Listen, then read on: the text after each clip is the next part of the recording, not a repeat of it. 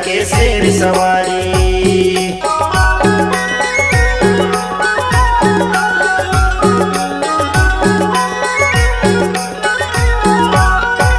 कौन विधि तोर रूप लवरना अष्टभुजी महतारी, अष्टभुजी महतारी उदाई अष्टभुजी महतारी।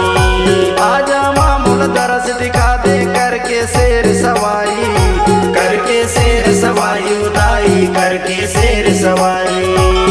तोरे मंदिर मावो मैं बोयो जवारा, तोरे मंदिर मावो मैं बोयो जवारा, तोरे मंदिर मावो तोरे भुवन मावो मैं बोयो जवारा, तोरे भुवन मावो मैं बोयो जवारा, तोरे भुवन मावो।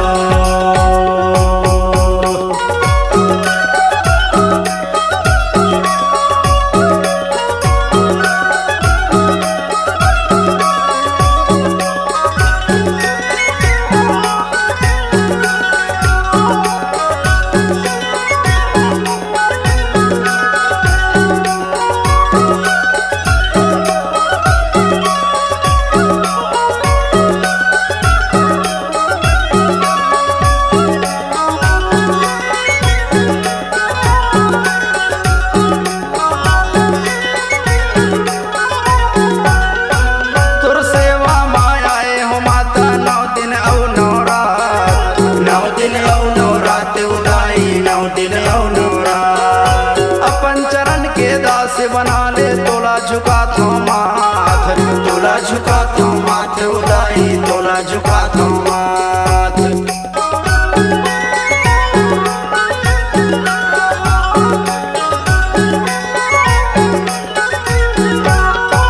तुर सेवा मायाए हो माता, 9 दिन औ 9 रात, 9 दिन औ 9 रात उदाई, 9 दिन औ 9 रात। अपन चरण के दास बना ले, तोला झुका तो माथ, तोला झुका तो माथ उदाई, तोला झुका तो माथ।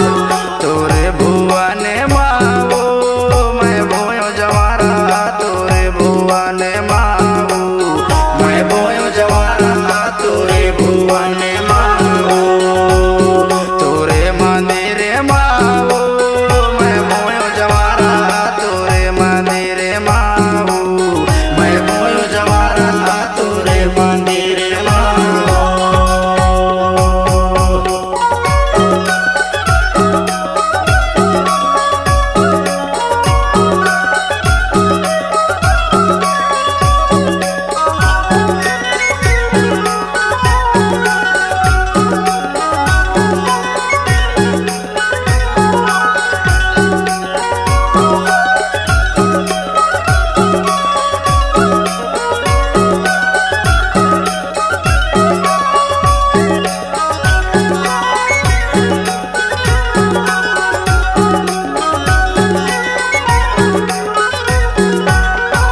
जगमग जगमग ज्योत जलत है, शोभा वर्णि न जाए, शोभा वर्णि न जाए उदाई, शोभा वर्णि न जाए। कृष्ण गौराई जस गावाते माता, तोर दर्शन भर आए, तोर दर्शन भर आए भवानी, तोर दर्शन भर आए।